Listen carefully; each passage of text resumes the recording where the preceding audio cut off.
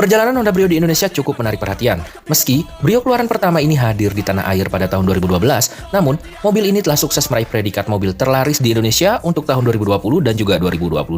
Nah, salah satu alasan Brio diminati adalah dimensinya yang begitu ringkas, teman-teman sekalian. Alhasil, city car ini sangat cocok digunakan di dalam kota. Ditambah lagi bensinnya yang irit alias efisien dan desain yang sangat stylish sesuai dengan gaya anak muda. Terlebih lagi Honda Brio tersedia dalam varian RS dan Satya, di mana untuk Brio Satya mengisi segmentasi LCGC atau low cost green car dan varian RS mengisi segmen city car. Sedikit menilik ke belakang, sejarah Honda Brio generasi pertama datang ke Indonesia awalnya berstatus sebagai CBU atau Completely Built Up yang diimpor dari Thailand pada tahun 2012. 1 tahun berselang, Brio mulai dirakit di dalam negeri alias CKD atau Completely Knocked Down. Hingga kemudian pada tahun 2018, Honda Prospect Motor akhirnya melakukan ubahan total pada mobil perkotaannya itu dan lahirlah Brio generasi kedua yang ukurannya lebih besar dibandingkan Brio lama. Kemudian, pada tahun 2023, pabrik Honda memberi facelift untuk mobil mungil tersebut. Lalu, seperti apa perjalanan Honda Brio dari generasi ke generasi di Indonesia? Berikut ini ulasannya untuk teman-teman semuanya. Honda Brio generasi pertama. Seperti yang telah dijelaskan di awal bahwa Honda Brio masuk di tahun 2012 dan langsung menyasar konsumen muda di Indonesia. Hal itu tertuang dari desain yang sangat sporty dan juga ringkas. Nah, menilik lebih lanjut, arti nama Brio diambil dari bahasa Italia nih teman-teman sekalian, yang berarti ceria dan bersemangat.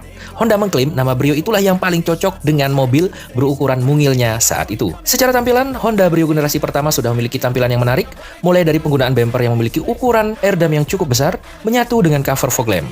Pada bagian grill juga sudah dihiasi dengan aksen krom, serta lampu utama disematkan halogen multi reflektor. Menariknya, pada bagian belakang Brio generasi pertama ini menggunakan full kaca untuk pintu bagasinya. Tampilan belakang tersebut mengingatkan kita pada mobil Civic Wonder lansiran tahun 80-an tentunya.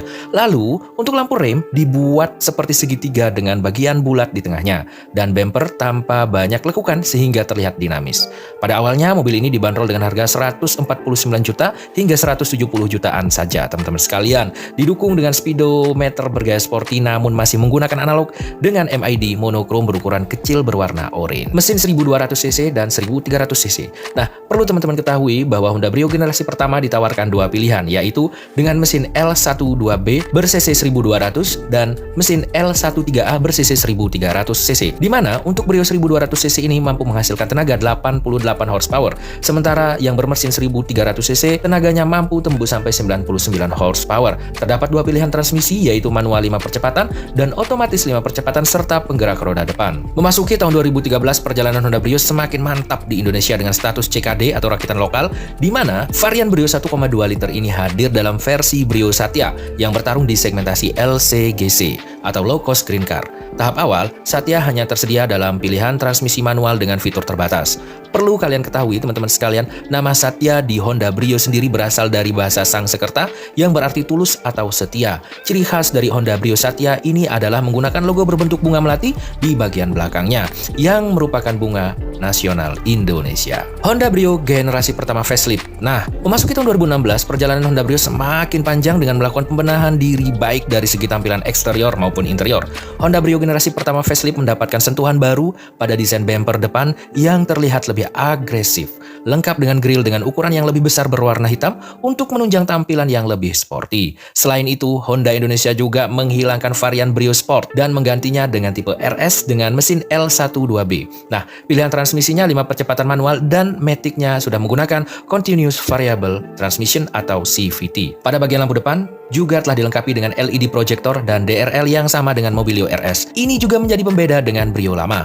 Kemudian, varian RS sudah dilengkapi dengan velg berukuran 15 inch dual tone. Sisanya, model lampu rem menggunakan Mica dual tone berkelip merah dan putih. Perubahan paling terasa pada generasi Honda Brio pertama versi facelift ini terlihat pada sisi interiornya. Honda seakan berbenah pada bentuk city car-nya itu. Sekilas untuk tampilan interiornya mirip dengan Mobilio dan juga BRV. Yang membedakan hanya dari sisi warna saja. Di mana untuk varian selain RS dibalut dengan clear hitam berpaduan dengan krem, dan RS mendapatkan warna Mica menyeluruh hingga ke platform dan pilar. Honda Brio generasi kedua.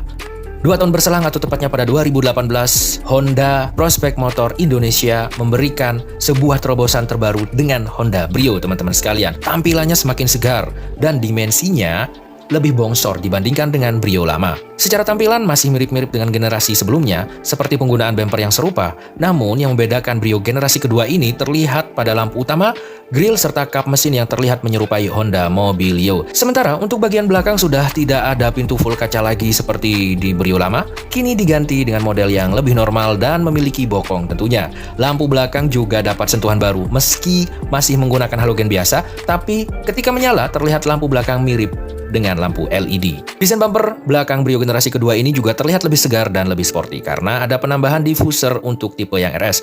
Bicara dimensi, teman-teman sekalian, ukuran Brio lama dan Brio baru ini terdapat perbedaan di mana untuk Brio generasi kedua memiliki dimensi panjang 3815 mm, lebar 1680 mm, dan tingginya 1485 mm. Sementara untuk Brio generasi pertama memiliki panjang 3610 mm dan lebar 1680 mm serta tingginya 1470 mm.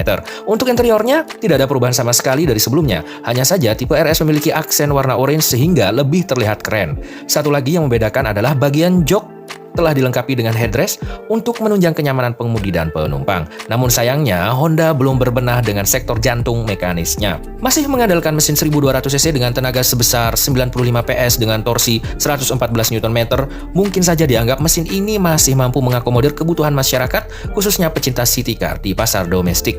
Nah, Honda sempat pula menghadirkan varian Brio RS Urbanite pada tahun 2021-2022, Honda Brio generasi kedua facelift. Nah, berselang 5 tahun dari kehadirannya Brio generasi kedua ini, teman-teman sekalian, Honda memberi versi facelift pada tahun 2023. Ubahannya ada di sisi grill depan yang lebih besar, sekilas mirip dengan kepunyaannya Honda WR-V. Lalu, sistem pencahayaannya berubah pakai LED untuk varian RS. Memasuki interior, sayangnya Brio facelift ini belum memiliki perubahan yang begitu signifikan.